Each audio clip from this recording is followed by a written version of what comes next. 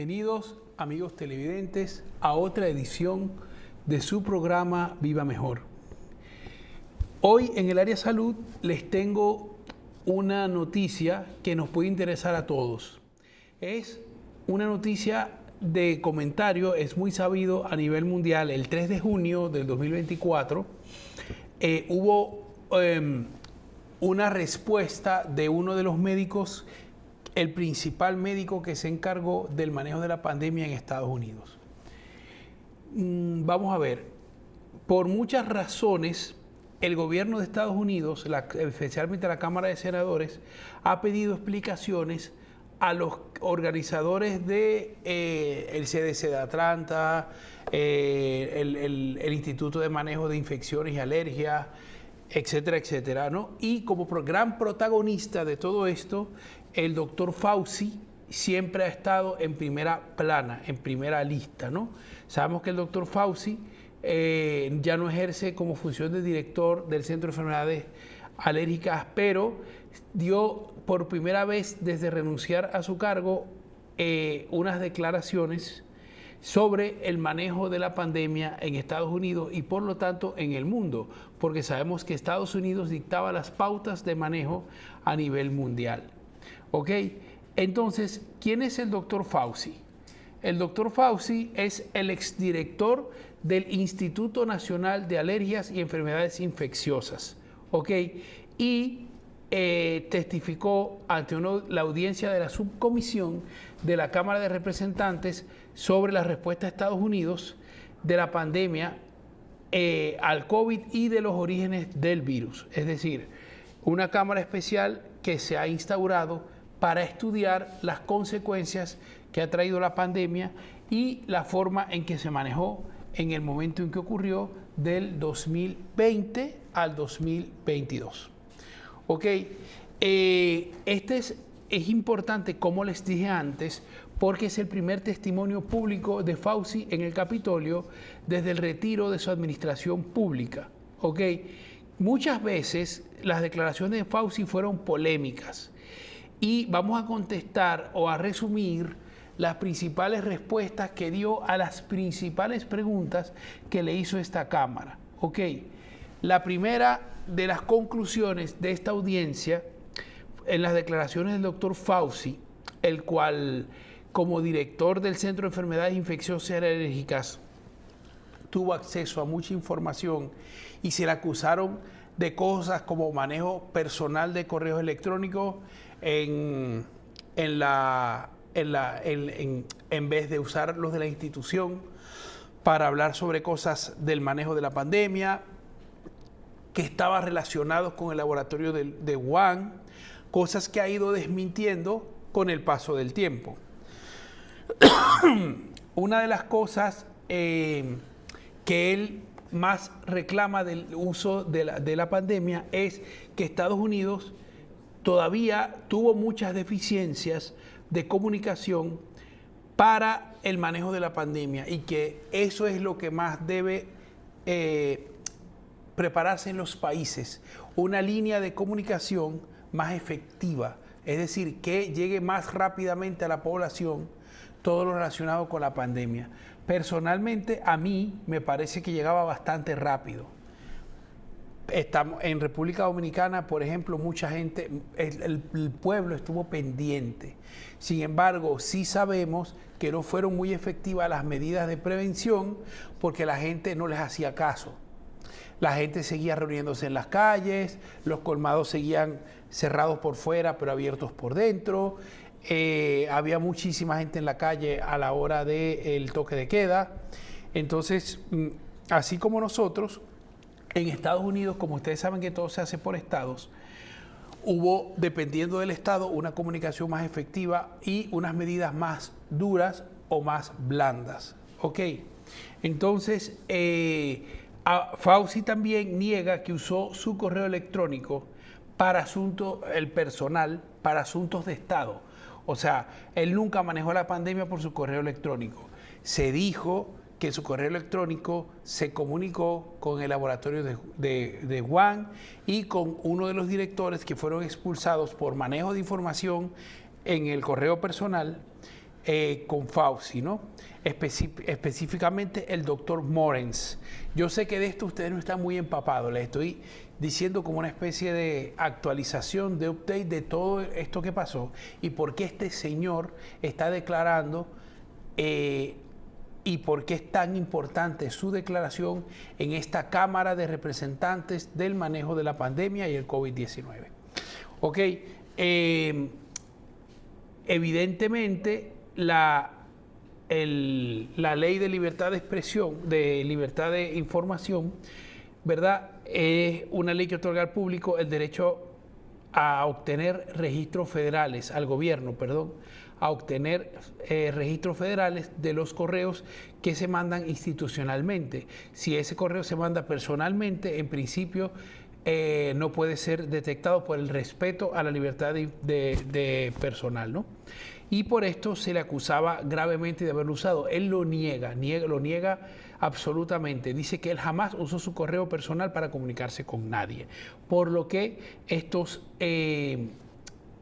estas cosas que se han dicho contra él, específicamente que manejó el correo electrónico, cosas de la pandemia, con diferentes epidemiólogos, que se comunicó con China y que tenía comunicaciones con China a través de su correo personal.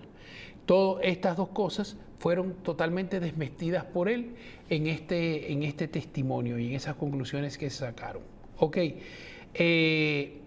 Sin embargo, él sí dice que a principios del 2020 fue informado mediante llamadas telefónicas con dos científicos, específicamente el doctor Jeremy Farrar, que era entonces director de la Wellcome Trust y en el Reino Unido, y Christian Andersen, que era de Scripps Research, y que eran dos científicos que estaban también manejando mucha información en la pandemia y estaban buscando la manera más efectiva de combatirla, ¿no?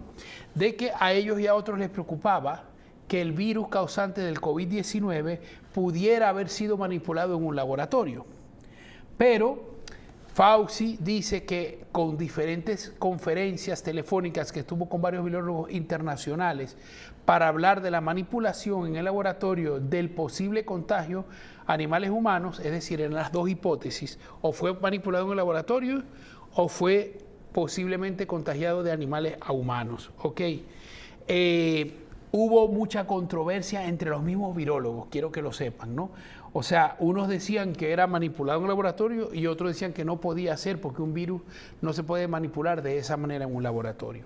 Ok, la acusación que circula es que Fauci influyó para que los científicos cambiaran de opinión, sobornándolos con millones de dólares en subvenciones, y dice que eso es absolutamente falso y sencillamente absurdo porque su instituto no disponía de millones de dólares para sobornar a nadie, empezando por ahí. Y segundo, que él no tenía ninguna necesidad de sobornar a nadie porque si el virus hubiera sido manipulado genéticamente, a él hubiera sido el primero que le hubiera interesado divulgarlo. Esto es lo que él declara ante la Cámara. ¿Okay? Luego, algunos científicos que han investigado la cadena del virus, ¿verdad?, incluida una comisión de expertos de la Organización Mundial de la Salud, creen, la mayoría de los científicos, y esto ha sido un acuerdo general, que el virus se propagó de animales a humanos en China y que no fue manipulado. ¿Ok? Algunos estudios también han afirmado que no se puede descartar la teoría de que aunque el virus no haya sido manipulado, sí estaba aislado en el laboratorio de virología de Wuhan y que de allí salió el primer contagio, pero esto no se ha determinado. Todavía no sabemos quién fue el sujeto número 1 y de dónde salió el sujeto número 1 del COVID-19. ¿Ok? En vista de todas estas acusaciones, Fauci recibía amenazas tanto para él como para su familia. Y aquí sí les voy a leer el extracto porque es interesante. ¿Por qué? Porque podemos ver cómo llega un problema científico de nivel mundial a afectar a la persona que más lo está sufriendo, que era el doctor Fauci, de una manera muy directa. Dice, Fauci detalló las amenazas que recibió durante su etapa como director del Instituto Nacional de Alergias y Enfermedades Infecciosas, describiendo amenazas de muerte contra él y amenazas contra su mujer y sus hijas. ¿Ok? Dice, me hacían todo tipo de acosos por correo electrónico, mensajes de texto, cartas contra mí, mi mujer y mis hijas. Ha habido amenazas de muerte creíbles que han llevado a la detención de 2 individuos, y amenazas de muerte creíbles significa que claramente alguien iba a matarme, y ha requerido que tenga servicios de protección todo el tiempo, ¿no? Entonces Fauci dijo que temía que las amenazas contra los trabajadores de la sanidad pública durante la pandemia del COVID-19 sirvieran de poderoso desincentivo para que los candidatos más brillantes y mejores se dedicaran a la profesión. ¿Ok? Muchos científicos que podían haber colaborado por miedo a las amenazas que recibían ellos y por miedo a la presión política e internacional que recibían, preferían mantenerse aislados junto a la población y no intervenir en el manejo del virus, cosa que nos costó que el virus se propagara muy rápidamente. ¿Ok? Pero es normal que si tú y tu familia se ven amenazados y se ven sometidos a este tipo de amenazas, no quieran tomar parte en diversos asuntos. Sin embargo, pues los conocimientos científicos se deben a la población mundial y pudieron de alguna manera, aunque sea anónima, de participar en el desarrollo de los acontecimientos antes de que el virus se propagara a nivel mundial. Y luego, la declaración más importante de todas. ¿Por qué? Porque la población merece conocer esta verdad. Fauci aclara que la pauta de distanciamiento físico surgió de los CDC sin ningún basamento científico. Es decir, ¿se acuerdan de las medidas del COVID? Uso de mascarilla si estabas enfermo, 6 pies de distancia para evitar el contagio, es decir, más de 2 metros, ¿ok? Y la hospitalización si se presentaban síntomas de gravedad. Ok, en realidad, esto, dice Fauci, esto no lo dictó él como director del Centro de Enfermedades Infecciosas, que es de donde debían haber salido las pautas, sino el CDC de Atlanta, que eran los responsables de dar este tipo de directrices a la Organización Mundial de la Salud.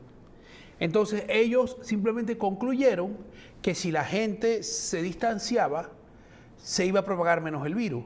Pero esto no tiene ningún basamento de trabajos científicos. Sí tiene lógica. Es decir, si alguien tiene, por ejemplo, gripe, influenza, lo que sea, no tiene que ser COVID, y está distanciado de otra persona, la posibilidad de contagio es menor que si tiene a la persona al lado. Eso es lógico. Y con esa lógica actuaron. Y por eso yo no lo juzgo. Pero evidentemente fue una medida, sin decir que era una recomendación, hicieron la medida obligatoria como si de verdad se hubieran hecho estudios de que eso realmente mejoraba verdaderamente el contagio del virus. Pero después, con el tiempo, se ha visto que el virus viaja en las gotitas chiquitas también de saliva, que viajan mucha más distancia que 1.8 metros. Ok, entonces esta medida fue de alguna manera para ayudarnos a la población, pero fue sin basamento científico. Y esto es lo que Fauci dice en sus estudios, en su declaración, perdón. Y añadió que los CDC utilizaron los estudios de las gotículas como razonamiento para las directrices de los 1.8 metros y del uso de mascarillas si tenía síntomas. Pero luego, al ver que el virus se estaba propagando, mandaron a usar mascarillas a toda la población y a mantener el distanciamiento de toda la población.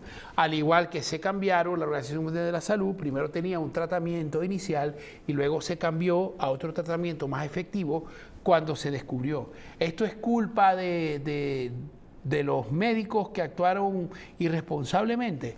No. se estaba probando tratamientos en diferentes partes del mundo, se estaban probando diferentes tratamientos porque era la primera vez que nos pasaba esto con un virus que posiblemente haya pasado de animales a hombres y que en los animales tampoco se había detectado.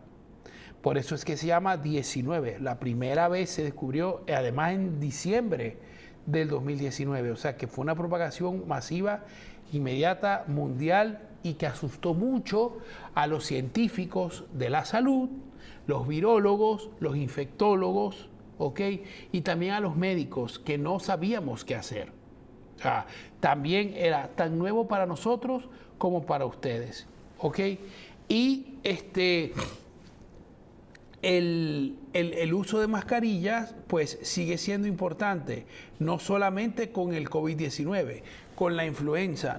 Yo creía que después de la pandemia nos iba a quedar la costumbre, como hacemos los médicos, de si una persona tiene síntomas respiratorios, uno se pone su mascarilla para examinarlo, estar cerca de esa persona, etcétera, etcétera. Pero sigue siendo aquí un estigma. Tú llegas al trabajo con una mascarilla porque te duele la garganta y para no contagiar a los otros, y la gente lo que hace es que te rechaza, te dice griposo y te dice, o sea, te hacen sentir como mal, o te dicen que eres un tonto porque usas mascarilla y que una gripe no es nada, ¿no?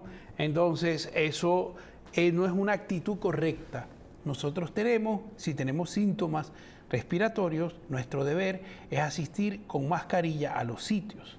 Quiero recordarles que la mascarilla se debe usar, la mascarilla azul, que es la más común, por un máximo de 6 horas, de 6 a 8 horas, porque después pierde su eficacia como mascarilla. ¿Ok?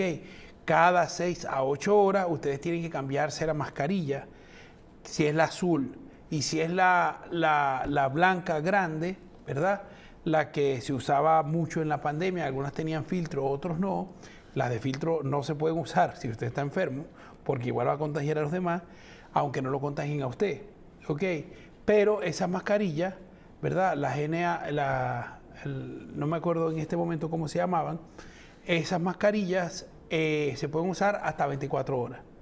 Pero las mascarillas de 6 horas, de 6 a 8 horas, hay que hacerlo porque después de eso usted no se está protegiendo como debe ser, y menos si se la quita y se la pone al otro día. O sea, todavía es menos probable que lo salve o lo prevenga de un contagio.